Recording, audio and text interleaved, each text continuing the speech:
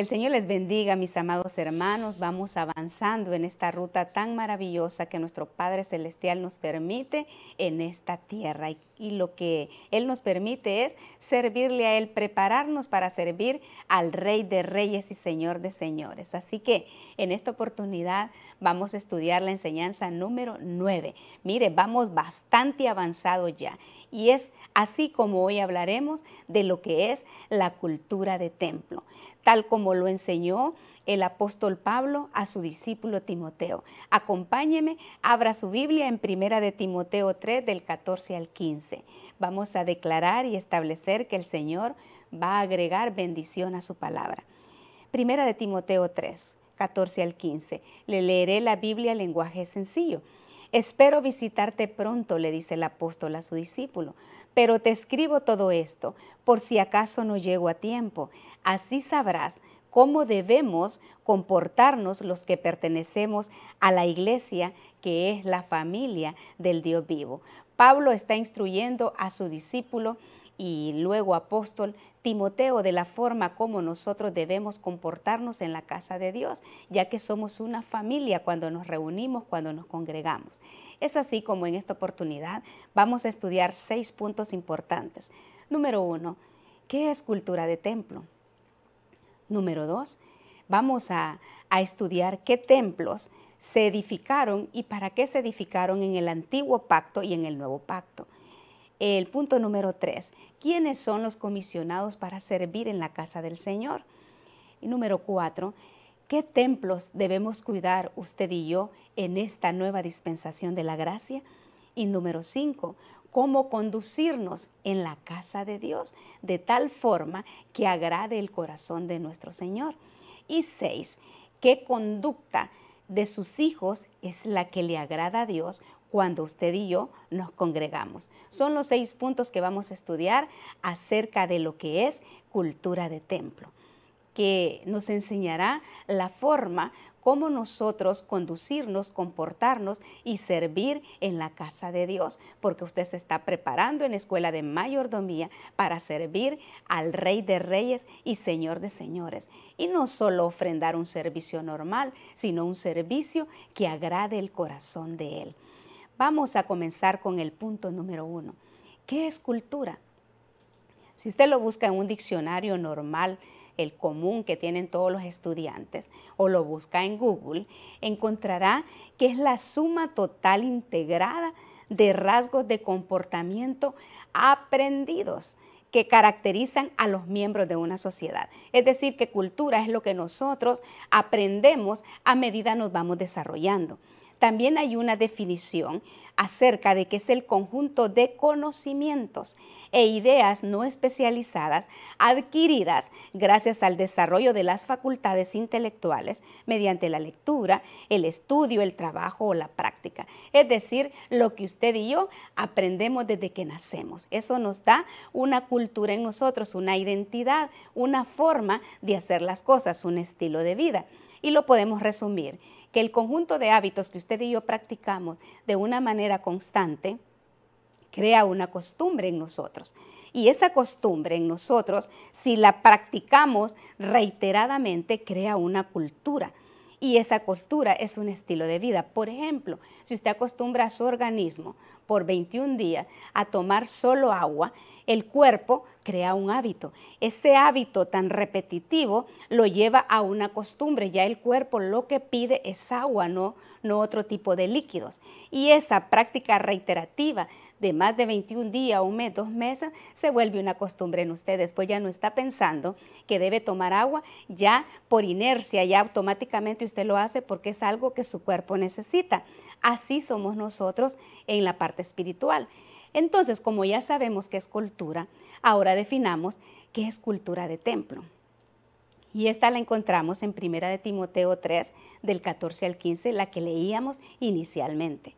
Pablo le escribe a su hijo espiritual Timoteo: espero visitarte pronto, pero te escribo todo esto por si acaso no llego a tiempo. Así sabrás cómo debemos comportarnos los que pertenecemos a la iglesia, que es la familia del Dios vivo. Mire entonces qué instrucción es la que le da el apóstol Pablo a Timoteo, de la forma como usted y yo debemos comportarnos. ¿Y por qué usted y yo? Porque somos los que pertenecemos a la iglesia. ¿Y qué es la iglesia? Es la familia del Dios vivo, donde usted y yo nos congregamos, nos reunimos para hacerle fiesta al Rey. Entonces, si analizamos esta cita bíblica de 1 de Timoteo 3, encontramos dos palabras bases o fundamentales, que es cómo comportarnos, cómo debemos comportarnos. Esta palabra comportarnos en el griego es la 390 y se dice anastrefo. Y anastrefo es ocuparse uno mismo, conducirse, conducta, manera de vivir, como es necesario comportarse. Mire qué importante es para el Señor tener la conducta adecuada en su casa. Y también nos habla que los que debemos comportarnos correctamente son los que pertenecemos a la iglesia. Esta palabra aquí, iglesia, en el griego, es la palabra 3624 y se dice oikos.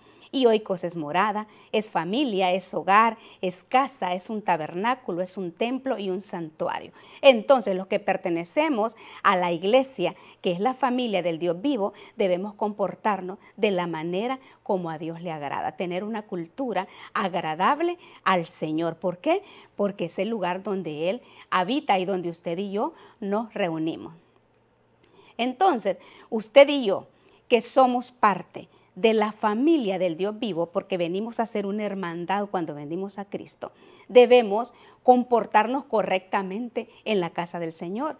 Y para ello debemos, por lo menos, enfocarnos en 4 principios. El principio de pertenencia, cuando usted y yo nos congregamos, el principio de reverencia, el principio de adoración y el principio de comunión. Son 4 principios básicos que se cumplen en usted y en mí cuando nos congregamos en la casa de Dios y forman parte de la forma que agrada al Señor de nuestro comportamiento en su casa. Entonces analicemos cada uno de ellos. El principio de pertenencia. ¿Por qué es necesario este principio? Porque es la casa de Dios, es donde Él habita, es el lugar dedicado al Señor. Hemos edificado como Iglesia de Cristo Benecer un edificio hermoso donde Él habita, donde Él permanece y donde Él se manifiesta a su pueblo y donde usted y yo nos congregamos porque es nuestra casa. Entonces hay una pertenencia de parte del Señor porque es su casa y de parte nuestra porque somos parte de la familia del Señor. Eclesiastés 5:1 nos lo enseña. Si vas al templo, ten cuidado con lo que haces y presta atención a lo que allí se enseña. Es decir, que allí está el Señor y nos habla. El segundo principio para saber conducirnos en la casa del Señor es el principio de reverencia. ¿Y por qué de reverencia? Porque Dios está presente en ese lugar. Habacuc 2:20 nos lo enseña. Mas Jehová está en su templo, calle delante de él toda la tierra. Es decir, que al congregarnos debemos tener la actitud que agrade a Dios, mostrar respeto y guardar silencio porque Dios nos estará hablando a través de la alabanza, a través de la adoración, a través de la palabra profética, a través del mensaje del ministro delegado o de los pastores de casa. Entonces es importante que vayamos con esa expectativa de que Dios nos va a hablar. El tercer principio por el cual nos reunimos y debemos hacerlo de la manera que agrade a Dios es el principio de adoración. Nos reunimos, nos congregamos para alabar y exaltar el nombre del Señor. Salmo 104 nos lo enseña. Entrad por sus puertas con acción de gracias. Mire, desde que vamos por el parqueo, por sus atrios con alabanza, alabadle, bendecir su nombre. Esa debe ser la razón por la cual usted y yo nos congregamos, para alabar, adorar, glorificar su nombre, porque Él se merece toda la gloria, toda la honra y toda la alabanza de nuestros labios. Dispuestos a alabarle al Señor, dispuestos a servirle, con ese espíritu debemos llegar, dispuestos a recibir lo que Él tiene para nosotros y con un corazón agradecido cada vez que usted y yo nos congregamos. Recordemos que al inicio decíamos el principio de adoración, porque nos reunimos para alabar y adorar el nombre de Dios. Alabar es hablar de lo que Él hace. Cuando usted alaba al Señor es hablar lo que Él ha hecho.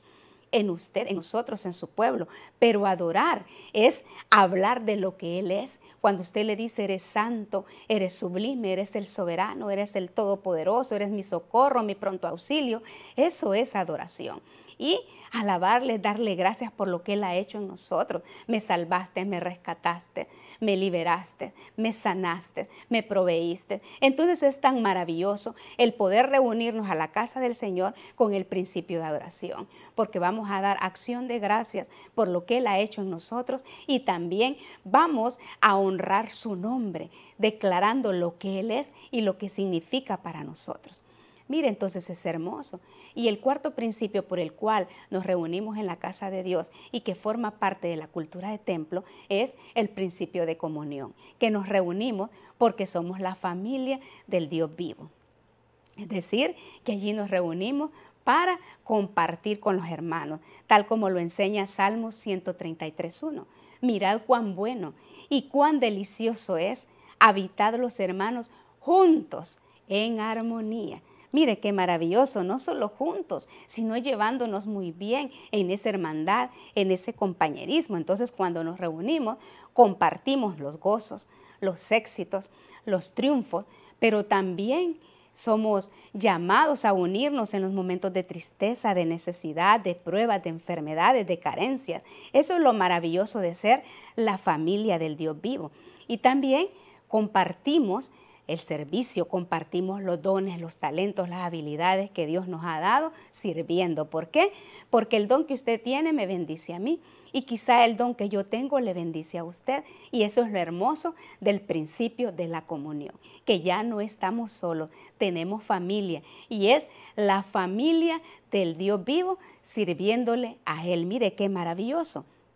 Entonces vamos a avanzar, porque la cultura de templo entonces nos enseña que donde usted y yo nos reunimos es la casa de Dios. Y allí nos congregamos, ¿quiénes? La familia del Dios vivo. Allí donde usted está, declare y establezca que usted es la familia del Dios vivo. Diga, yo declaro y establezco que soy parte de la familia del Dios vivo. Mire qué maravilloso, la familia del Señor. Somos una hermandad, una comunidad hermosa, la iglesia, la novia, la que se va arrebatada. Qué maravilloso poder congregarnos y servir bajo ese esquema. Es algo espectacular. Entonces ya vimos qué principios debo yo cumplir para congregarme en la casa del Señor de la manera que a Él le agrada. Pero el punto número 2 es que se edificaron templos con el propósito de que el Señor se manifestara o tuviera comunión con su pueblo. Entonces veamos el punto número 2, los templos que se edificaron en el antiguo pacto y en el nuevo pacto. Si analizamos en el antiguo pacto, vemos que uno de los templos que se edificaron fue el tabernáculo, llamado tabernáculo de Moisés. Fue construido en el desierto, en la travesía del pueblo de Israel de Egipto a Canaán. Y este se construyó con pieles, con telas, era desmontable. El pueblo avanzaba y el templo se desmontaba. Se estacionaba en un lugar y el templo se montaba. Entonces era algo maravilloso. A medida que el pueblo avanzaba, el tabernáculo también se movía. Y lo encontramos en Éxodo 40 del 34 al 35, que tenía una manifestación de Dios en ese lugar, que era la nube de Dios. Pero pasaron los años y se edificó un segundo templo, y es el templo conocido como el templo de Salomón. Este ya no era desmontable, ya no era movible, era un templo ya de piedra, una edificación en un lugar específico. ¿Y qué es lo que se manifestó allí? El fuego de Dios, que ya lo estudiaremos a continuación. Otro lugar donde Dios se manifestó de una manera gloriosa fue en el aposento alto, en los tiempos de Jesús. Y allí la manifestación de la presencia de Dios fue el viento y hubo llenura del Espíritu Santo.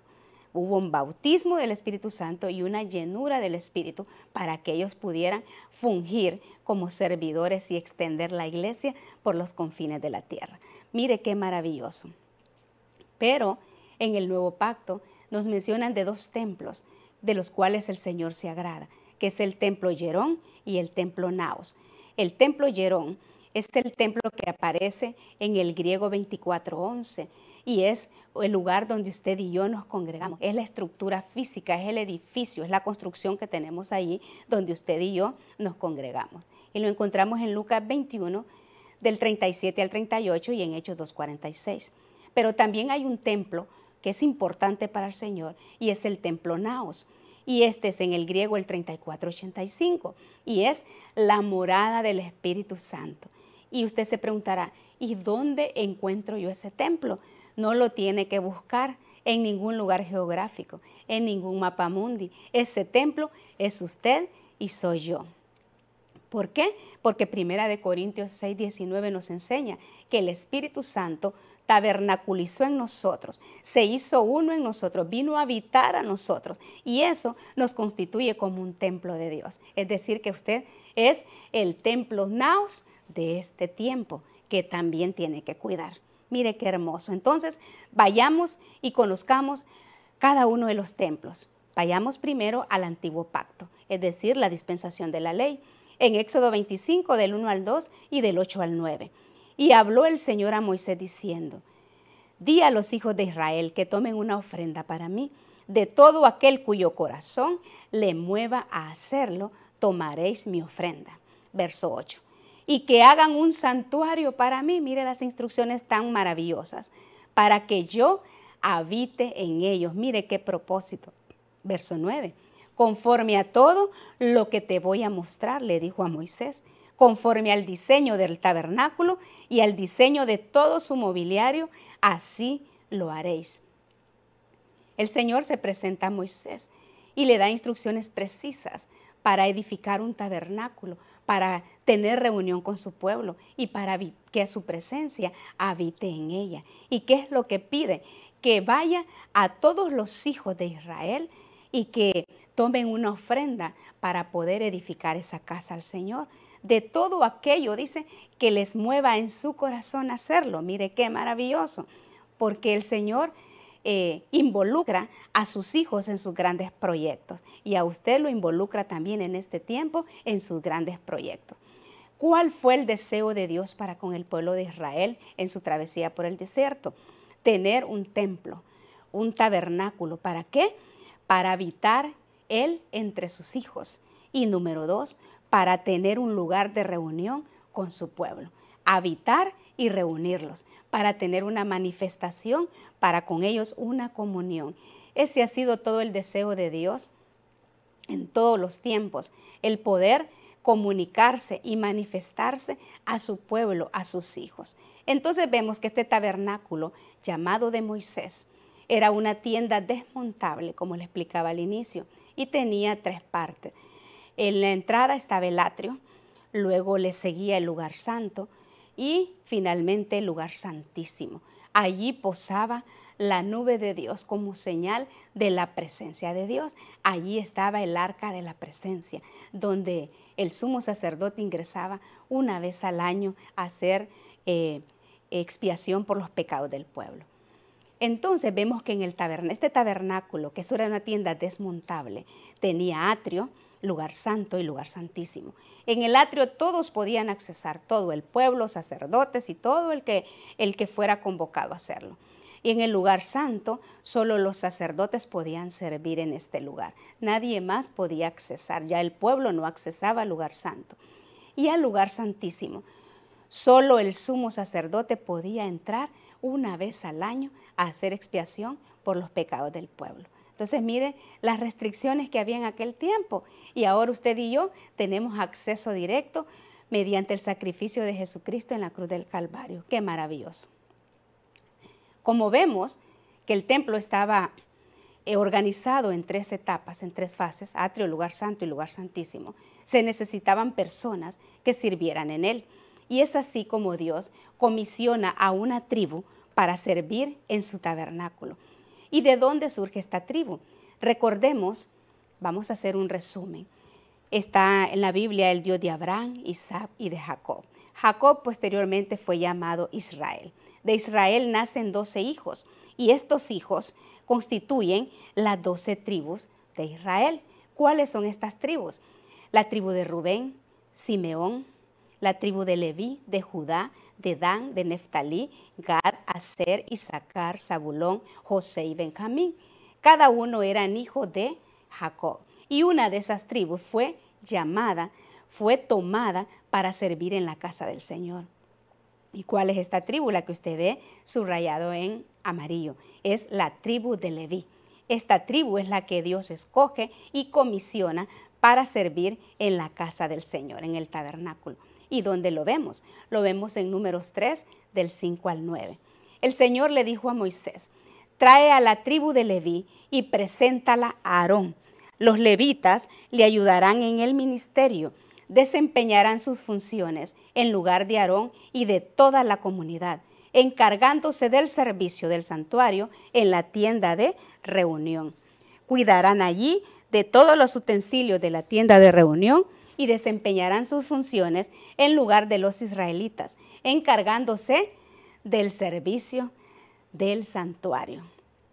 Mire qué maravilloso lo que Dios le dice, que los levitas, el Señor a esta tribu la instituye como la encargada de limpiar el tabernáculo, cuidar el tabernáculo, darle mantenimiento y trasladar el tabernáculo a medida el pueblo del Señor avanzaba por su travesía hacia Canaán. Mire qué maravilloso. Escogió una tribu especial para servirle, y esa tribu de levitas somos usted y yo en el nuevo pacto, los que le servimos al rey.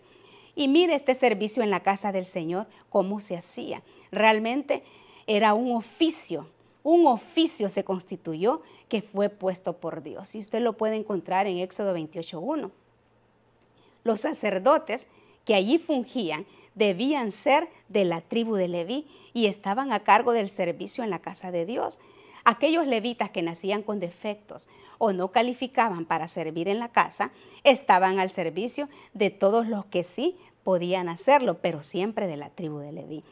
¿Y quién fue el primer sumo sacerdote que Dios escoge? Fue el hermano de Moisés, Aarón, y constituye a sus hijos Nadab, Abiú, Eleazar y Itamar como los primeros sacerdotes para servir en el lugar santo.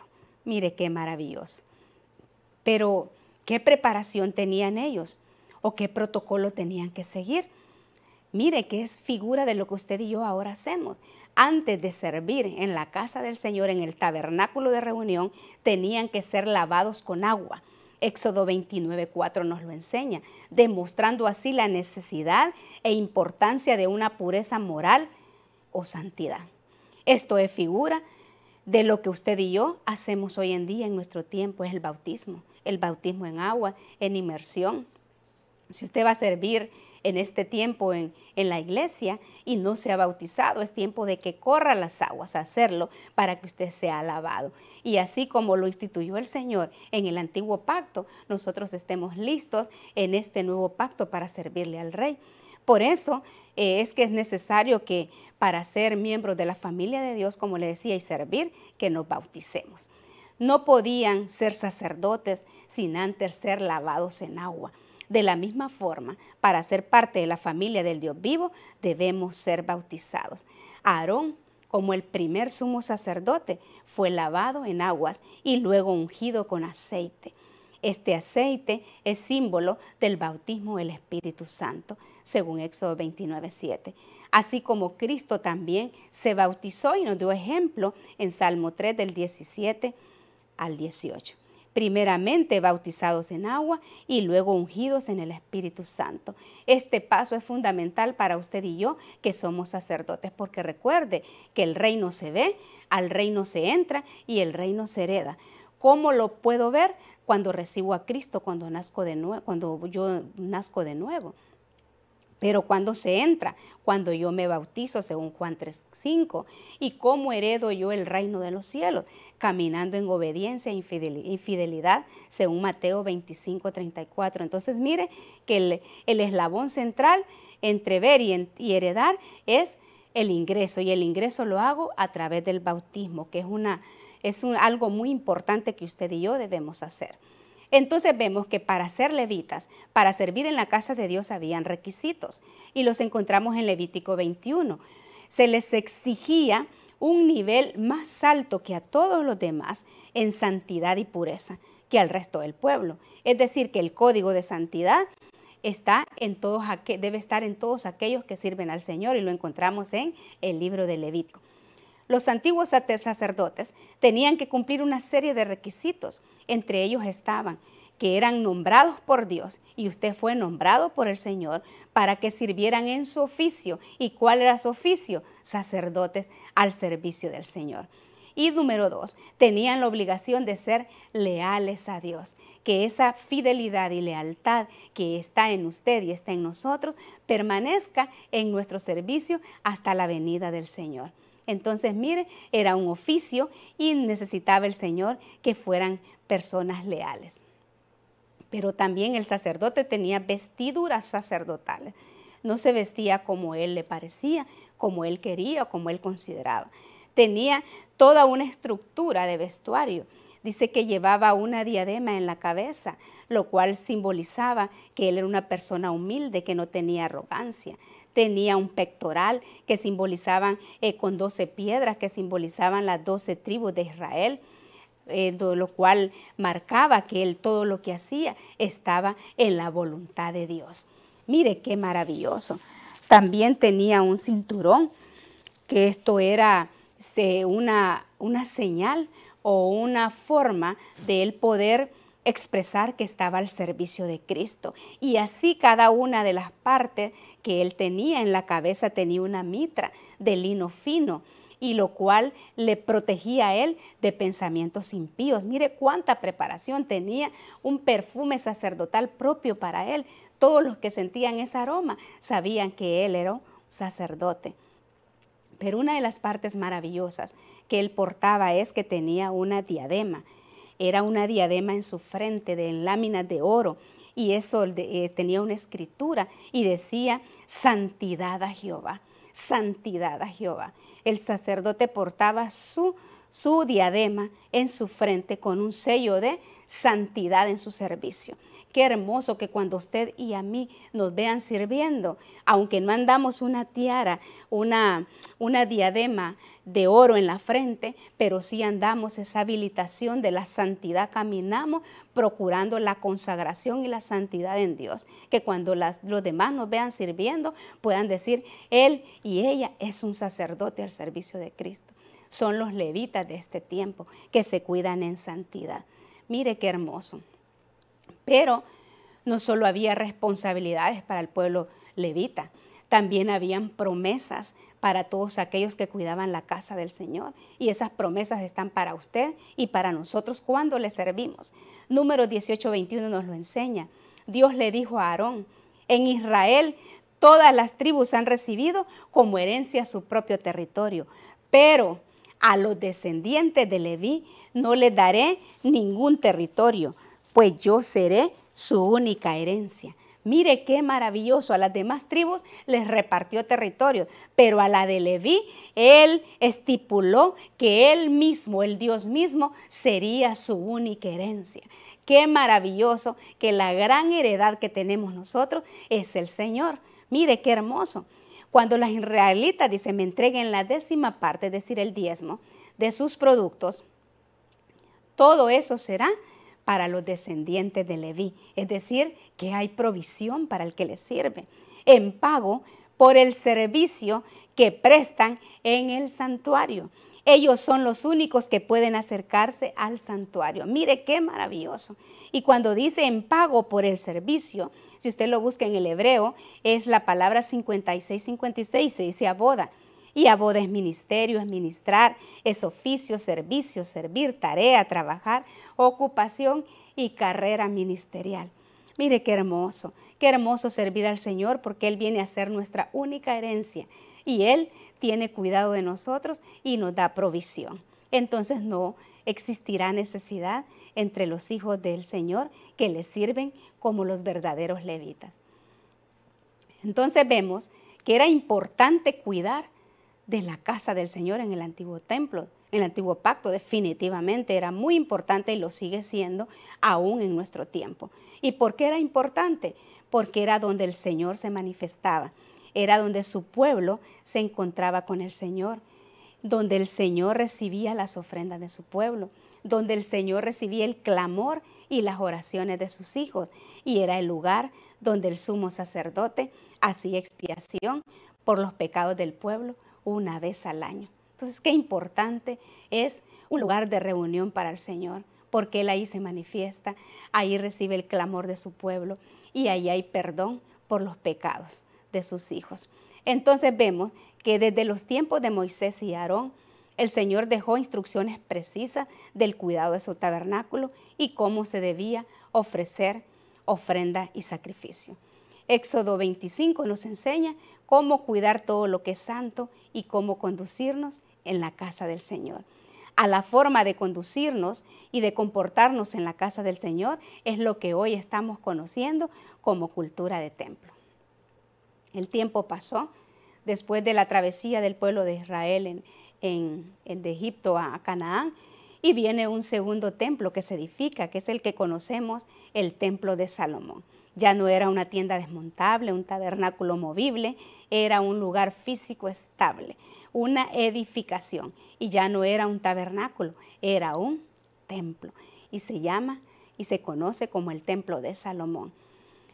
Entonces vemos que en aquellos tiempos reinaba el rey David. El rey David en su momento ya tenía un palacio donde él habitaba y veía que el arca de la presencia del Señor seguía en una tienda. Y él siente en su corazón la necesidad de edificarle una casa al Señor para que allí habite el arca de la presencia. Y lo vemos en 2 de Samuel 7, del 1 al 2. Ahí él tiene la necesidad y manda a llamar al profeta Natán para contarle ese hermoso deseo que él tiene de poder edificar una casa para el soberano rey. Entonces, cuando él viene y llama a Natán, le expresa lo que él siente en su corazón. Y el profeta le dice al rey, leámoslo en 2 de Samuel 7, del 3 al 5. Y Natán dijo al rey, anda y haz todo lo que está en tu corazón, porque Jehová está contigo. Aconteció aquella noche que vino palabra de Jehová a Natán diciendo, ve y di a mi siervo David, así ha dicho Jehová, ¿tú me has de edificar casa en la que yo more? Mire qué pregunta tan fuerte la que le manda por boca del profeta a un rey que tenía un sentir tan maravilloso de edificarle una casa al Señor. Natán, cuando David le cuenta que tiene ese deseo, le dice, haz bien, rey, hazlo, es de Dios. Pero Dios mismo habla al profeta y le dice que no está de acuerdo en todo lo que le ha dicho. Mire qué tremendo esto. Pero viendo el deseo del corazón de David, le da una promesa. Y lo vemos en el versículo 12. Que cuando tu vida, le dice, llegue a su fin y mueras, al rey David, yo estableceré a uno de tus descendientes y lo confirmaré en el reino. Y él me construirá un templo y yo afirmaré su reino para siempre. No es David el que le edifica casa al Señor, es uno de sus descendientes y fue Salomón. Salomón, el Shalom, su hijo, el pacificador, es el que viene a edificar la casa del Señor. Qué maravilloso fue para David el tener un deseo en el corazón, pero ver que uno de sus hijos iba a edificar lo que él un día soñó para el Señor. Esto nos da una tremenda lección a nosotros como padres, que lo que nosotros tal vez no logremos culminar, nuestros hijos lo van a dimensionar porque ya hay un deseo en nuestro corazón, hay un legado, hay un estilo de vida, hay una forma de agradar a Dios. David siente hacerlo, pero es su hijo quien lo materializa. Los proyectos que en Dios nosotros como padres, usted no logre desarrollar, tenga la plena certeza y seguridad que sus hijos lo van a hacer y lo van a hacer en grande. Entonces vale la pena soñar en Dios, vale la pena esperar en Dios y vale la pena tener proyectos en Dios, porque ciertamente se van a desarrollar, ya sea con nosotros como padres o nuestros hijos le van a dar vida a lo que usted hoy sueña. Esto es una tremenda lección que nos deja David. David, me imagino yo, que al ver toda la edificación que su hijo hizo, aunque él ya no estaba en vida, pero la plena certeza de que uno de sus hijos edificaría y cumpliría el sueño que él tenía en Dios. Entonces esto nos da paz, nos da esperanza y nos permite dejar un legado de fe y de edificación a nuestros hijos. Pero ¿qué sucedió cuando el templo de Salomón fue dedicado a Dios? Dice que se reunieron para orar. Segunda de Crónicas 7 del 1 al 3. Cuando Salomón terminó de orar, ¿qué pasó cuando Salomón oró? ¿Qué sucede cuando usted y yo oramos en la casa del Señor? Dice que cayó fuego del cielo, que consumió los sacrificios y las ofrendas quemadas. Y la gloriosa presencia del Señor llenó el tabernáculo. Allá en Moisés era la nube la que llenaba todo el lugar, pero aquí en el templo de Salomón era la gloriosa presencia de Dios y el fuego que caía. Mire qué maravilloso. Dice que los sacerdotes no podían entrar en el templo del Señor porque la gloriosa presencia del Señor lo llenaba todo. Pero cuando todos los israelitas vieron que el fuego descendía y que la gloriosa presencia del Señor llenaba el templo, ¿qué hicieron? Cayeron postrados rostro a tierra y adoraron y alabaron al Señor diciendo, Él es bueno, su fiel amor perdura para siempre.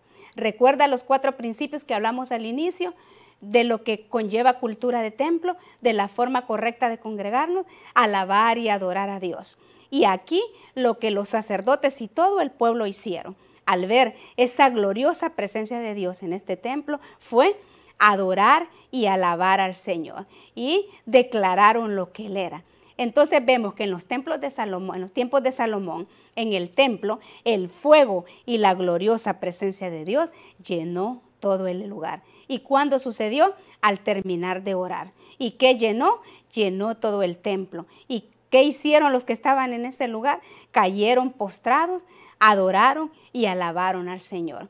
Y declararon, hubo una declaración, una forma de hablar. Dijeron, Él es bueno, su fiel amor perdura para siempre. Mire, estaban adorando al Señor. Esta palabra declarar, si usted la busca en el original, es la palabra yadá. Y yadá se dice alabar, confesar, declarar, exaltar, glorificar y dar gracias. Es decir, que al Señor se agrada cuando usted declara lo que Él es. Cuando usted exalta su nombre, cuando glorifica su nombre, cuando alaba su nombre y cuando da acción de gracias. Y dice que el lugar se llenó de la gloriosa presencia de Dios. Y esa palabra gloria es en el hebreo la palabra kabod. Y kabod es honra, es majestad, es poder, riqueza y gloria. Cuando usted y yo nos congregamos, nos reunimos para alabar y adorar al Señor, Él está dispuesto a manifestar su majestad, su poder, para honrar a sus hijos, para darles riquezas, para darle gloria, para bendecirlo, pero sobre todo para honrarlo a usted y para honrarme a mí. Entonces, vale la pena cuando nos reunimos y nos congregamos al Señor con esa expectativa de que Él se va a manifestar a nosotros y que nosotros estamos dispuestos a cumplir el principio de la adoración y de la alabanza. Entonces vemos que, resumiendo, en el antiguo pacto se edificaron 2 templos. En los tiempos de Moisés, el tabernáculo en el desierto. Allí posaba la nube, la gloria de Dios lo inundaba todo y Moisés, no como el líder, como la persona que Dios había escogido, dice que no podía entrar al tabernáculo a causa de la gloriosa presencia de Dios. Lo mismo ocurrió en los tiempos de Salomón, ya no edificado en el desierto, sino que en Jerusalén. Y era un templo que ya no era desmontable. Cayó fuego, la gloriosa presencia llenó el lugar, los sacerdotes no podían entrar y cayeron postrados, adorando y alabando al Señor. Mire cómo va el avance. Pero en los tiempos de Jesús, también el pueblo del Señor se reunió en un lugar y mire lo glorioso que pasó. Hechos 2 del 1 al 4. Cuando llegó el día del Pentecostés, estaban todos juntos en el mismo lugar. De repente vino del cielo un ruido como el de una violenta ráfaga de viento y llenó toda la casa donde estaban reunidos. Se les aparecieron entonces unas lenguas como de fuego que se repartieron y se reposaron sobre cada uno de ellos, Todos fueron llenos del Espíritu Santo y comenzaron a hablar en diferentes lenguas, como el Espíritu les concedía expresarse. Allí estaban, dice número 1, todos juntos. Esto nos habla de un mismo propósito, un mismo sentir. Esto nos habla del poder del acuerdo. Qué hermoso poder estar reunidos bajo un mismo enfoque. Y estaban en el mismo lugar. Esto nos habla de unidad, de armonía, de compañerismo, de hermandad. ¿Y qué ocurrió allí? Estaban todos juntos, vino una violenta ráfaga de viento, llenó la casa, llenó el lugar donde estaban reunidos, llenó el oikos, la casa, el aposento, la familia. Aparecieron lenguas como de fuego, todos fueron llenos del Espíritu Santo. Mira, dice todos los que allí estaban reunidos. ¿Y qué era esta manifestación de esa llenura? Que hablaban en lenguas. Cuando el Espíritu Santo nos ha bautizado, la manifestación es que usted habla en lenguas. Si a la fecha usted no tiene esa bendición de hablar en lenguas, es tiempo de que usted lo busque, lo anhele y lo pida al Señor. Y luego usted busque la llenura día con día del Espíritu Santo. Y esta palabra llenos es en el griego la 41:30 y se dice pletzo. Y pletzo es empapar, es llenar, completamente llenar hasta el tope. Es decir, una saturación completa. Y esa llenura del Espíritu Santo la necesitamos todos los días y la necesitamos también para servir al Señor como a Él le agrada. ¿Dónde estaban estas personas reunidas? En el aposento alto. Entonces, vemos que es importante para el Señor qué importancia tiene para el Señor cuando sus hijos se reúnen. La nube se manifiesta, el fuego del Señor desciende, hay bautismo del Espíritu Santo, hay llenura, hay nuevas lenguas. Entonces es algo maravilloso porque Él se agrada cuando sus hijos le alaban y le adoran. Pero veamos el punto número 4 para ir avanzando. Los templos que en este tiempo, en la nueva dispensación, usted y yo debemos cuidar. Y es el templo Hierón, que es la casa donde nos congregamos. Es en el griego la 24:11 y la encontramos en Lucas 21:37 al 38 y en Hechos 2:46. Y el templo Naos, que es nosotros como templo y morada del Espíritu Santo. Es en el griego la 34:85 y la encontramos en 1 Corintios 6:19.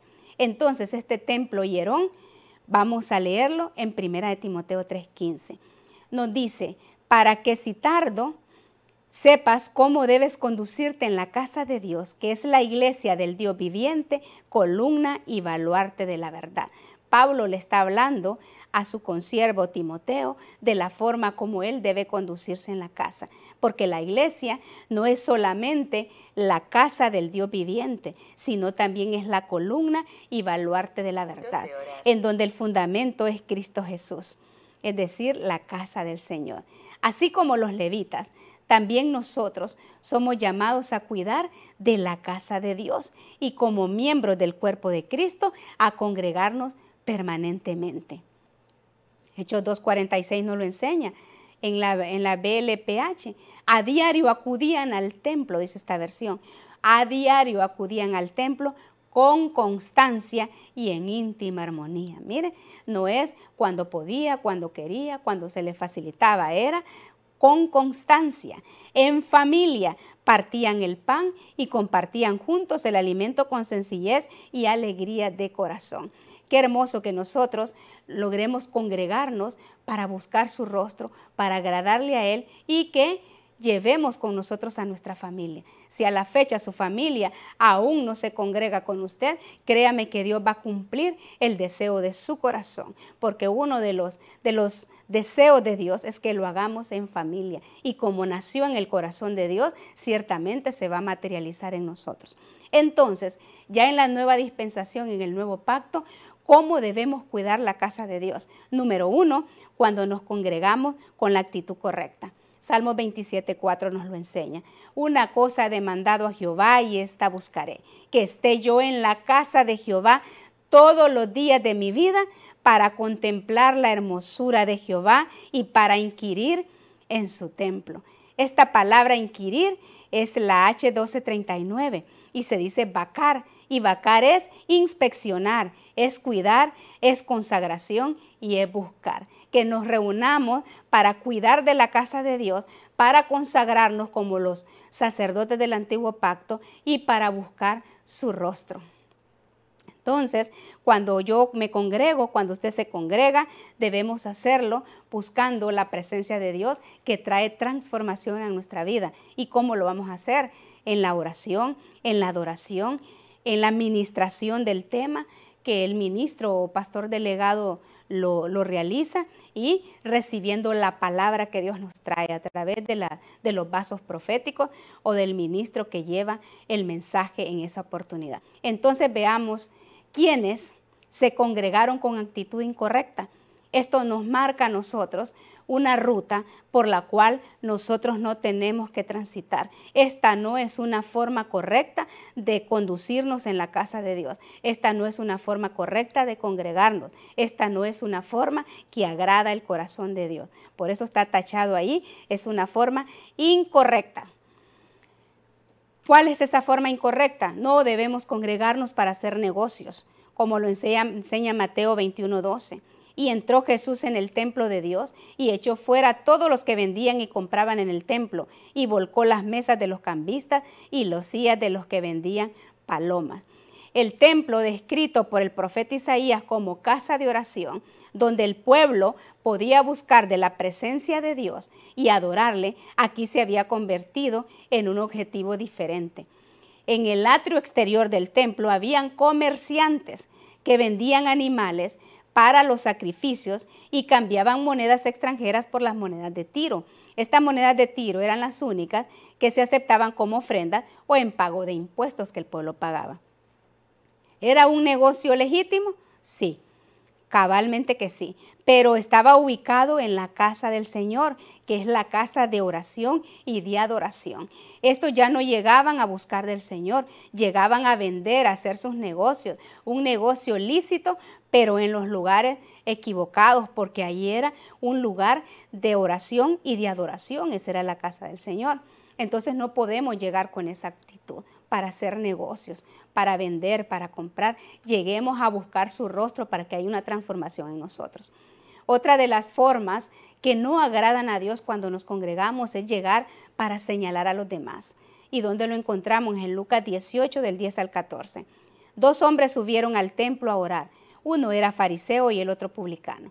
El fariseo, puesto en pie, oraba consigo mismo de esta manera: Dios, te doy gracias porque no soy como los otros hombres, ladrones, injustos, adúlteros, ni aún como este publicano. Yo ayuno 2 veces a la semana, doy diezmos de todo lo que gano. Esto decía el fariseo, más el publicano en el verso 13. Estando lejos, no quería ni aún alzar los ojos al cielo, sino que se golpeaba el pecho, diciendo: Dios, sé propicio a mí, pecador. Recordemos que los que vivían cerca de Jerusalén iban al templo a orar y los que vivían retirados subían una vez al año. En este pasaje de Lucas nos muestra que 2 hombres subieron al templo a orar. Uno era el fariseo y el otro el publicano. Vemos que el fariseo no fue al templo a buscar el rostro de Dios, sino a anunciar a todo aquel que podía oírle cuán bueno era él. Todo lo que hacía.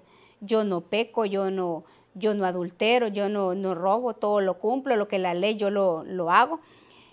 Y esto no es agradable a Dios. Creerse justo por méritos propios es muy peligroso, pues conduce al orgullo e impide que nosotros conozcamos más de Dios. Es mejor que los demás digan: qué hermoso el testimonio de este hermano, ve lo que antes era y lo que hoy es, en lugar de que nosotros andemos anunciando lo que somos, porque eso lo que hace es dañar a otro hermano que quizá está en el proceso de la restauración y de la transformación.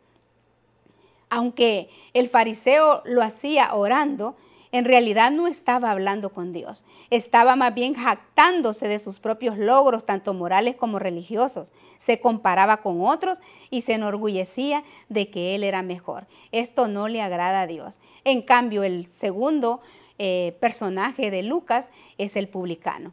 Era una persona que se dedicaba a cobrar los impuestos para los romanos. Le voy a hacer un resumen. Un publicano no cobraba directamente los impuestos, sino que él pagaba de su bolsillo una cantidad establecida al que estaba en autoridad. Luego él llegaba y cobraba ese dinero, quizá hasta con intereses, a los ciudadanos de su zona, sin ninguna supervisión ni control. Esto lo hacía sentir mal al publicano cada vez que llegaba a orar al Señor, y en esa oportunidad él fue y reconoció su pecado y pidió misericordia a Dios, contrario a lo que hacía el fariseo. El publicano vemos que no se comparaba con otras personas, se consideraba pecador y se veía indigno de acudir a la presencia de Dios. Él se veía necesitado de la misericordia de Dios y anhelaba un cambio integral. Esta debe ser la actitud correcta cuando usted y yo nos congregamos, buscar una transformación en Dios, un cambio total para agradar al Señor. Pero en cambio el fariseo se sentía digno y merecedor de todo lo que le anunciaba a los demás. Otra de las formas que no agrada a Dios cuando nos congregamos es tener una conducta irreverente. Los hijos de Elí, Ofni y Fines, eran desobedientes a lo sagrado y lo encontramos en 2 de Samuel 2:12. Están también los hijos de Aarón, Nadab y Abiú, que ofrecieron fuego extraño. 1 de Samuel 2:12 lo vamos a leer. Los hijos de Elí eran muy malos y no respetaban ni obedecían a Dios. Y miren, los hijos del sumo sacerdote eran sacerdotes al servicio del Señor, y dice esta versión que eran muy malos y no respetaban ni obedecían a Dios. Mire esta versión lo que dice: los hijos de Elí eran hombres impíos, la NBB, que desconocían al Señor y las obligaciones del sacerdocio. No estaban interesados en conocer lo que agradaba y no agradaba a Dios, como usted y yo, que nos estamos preparando en Escuela de Mayordomía, para congregarnos y para servir en la casa del Señor como a Él le agrada. Ofni y Fines, a Nadab y Abiú no les interesaba todo esto. Ofni y Fines lo encontramos en 1 de Samuel 2:17, dice que el pecado de los jóvenes era muy grande delante del Señor, porque los hombres menospreciaban la ofrenda del Señor. Ellos manipulaban a su antojo lo que el pueblo traía al Señor. Lo usaban para su beneficio las herramientas sacerdotales. No tenían respeto por los utensilios de la casa del Señor, porque no habían en ellos ni buenos frutos, y esto lo afectaba a ellos y a los que estaban con ellos. Pero nosotros, usted y yo, cuando nos congregamos, lo hacemos con expectativa de que Dios nos visitará. Porque cuando usted y yo nos congregamos con esa expectativa, recibimos abundancia, según Ruth 1:6. Recibimos fertilidad cuando nos congregamos con expectativa, según Génesis 2:1. Recibimos salvación, según Lucas 1:67. Recibimos libertad para poder servir y conducirnos, según Sofonías 2:6. Y se desatan milagros que usted y yo podemos recibir en Lucas 7, del 11 al 16. ¿Cuántas personas han recibido sanidades?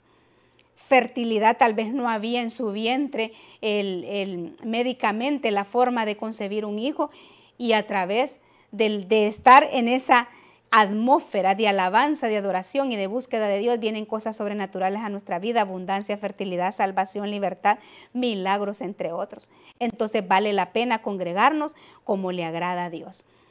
Pero para cuidar de la casa de Dios, no solo basta con congregarnos de la manera correcta, sino también es necesario integrarnos al servicio.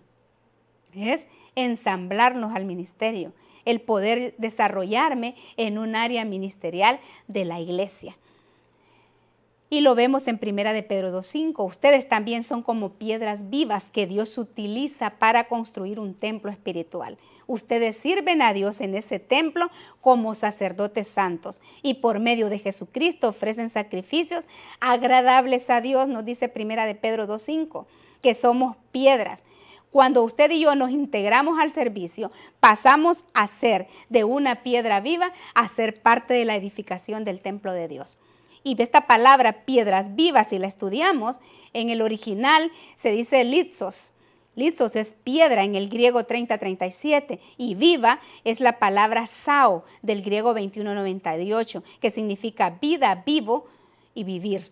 Es decir, una vida sobrenatural como hijo de Dios. Cuando usted y yo nos congregamos y decidimos ensamblarnos al ministerio, venimos a ser esas litzosaos que habla 1 de Pedro 2:5. Así que usted ahí donde está puede declarar conmigo: somos los litzosaos de este tiempo, las piedras vivas que Dios está determinado a edificar en su casa, ser parte de esa columna, ser parte de ese servicio, de ese ministerio. Somos los litzosaos de este tiempo, somos las piedras vivas de este tiempo. ¿Por qué?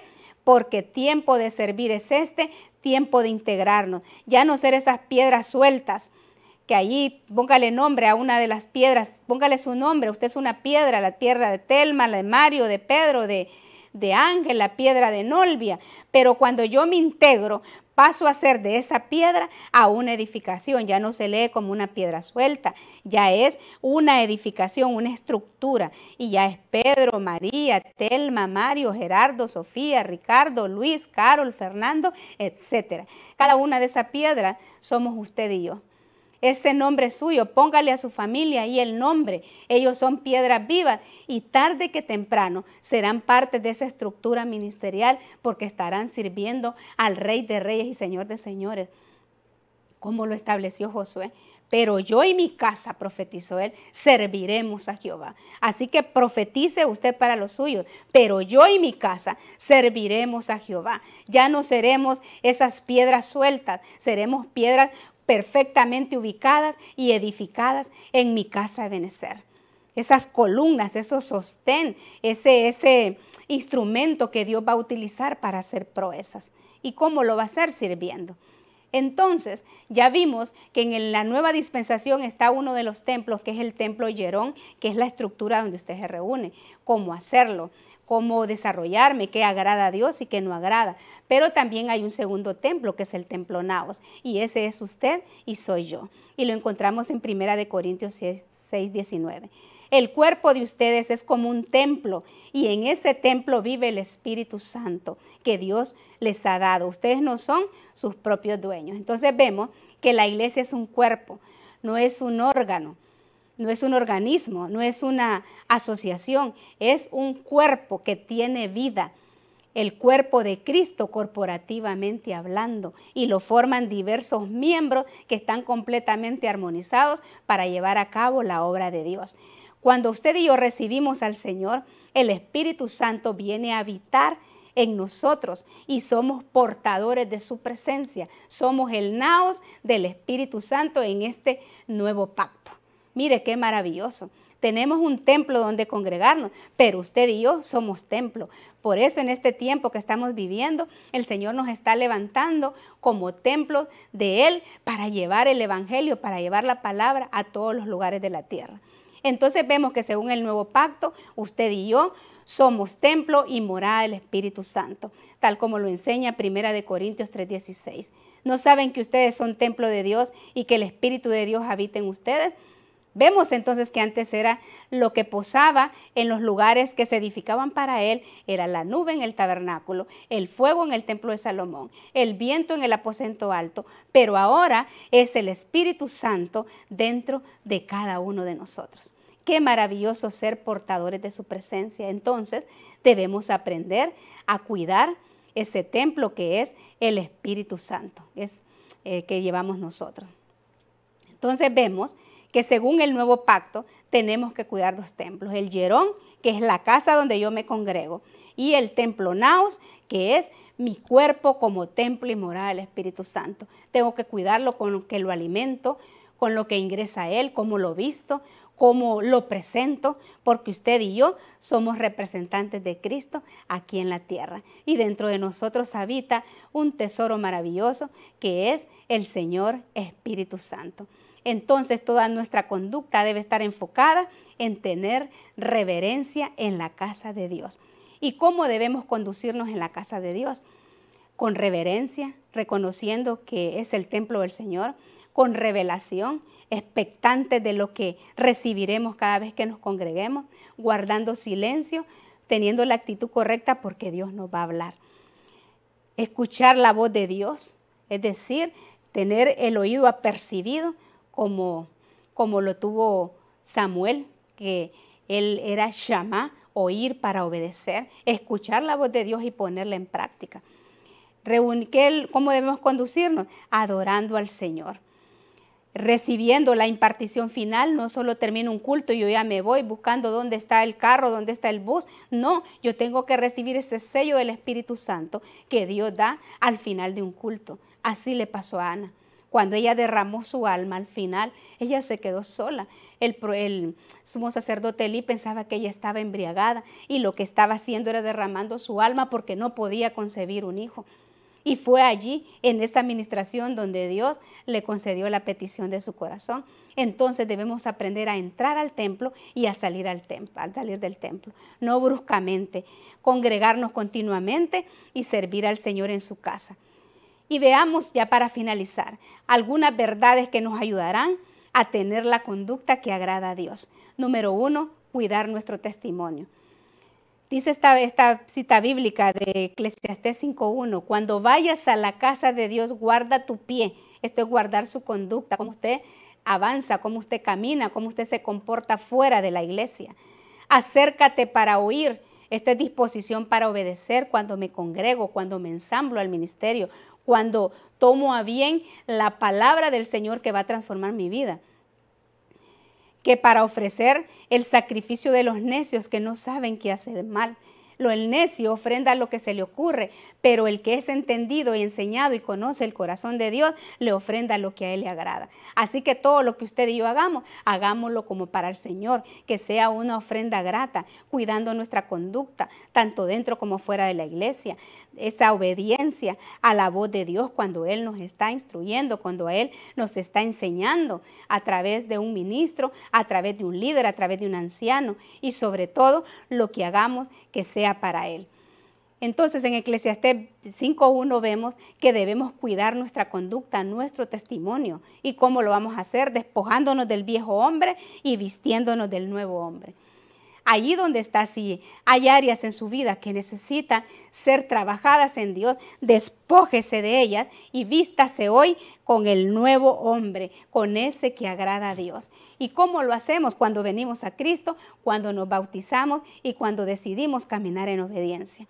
Acerquémonos más al Señor cuando nos congreguemos para oír su palabra, su voz y sobre todo hagamos todo lo que agrada el corazón de Él cuando usted y yo nos congreguemos y le servimos.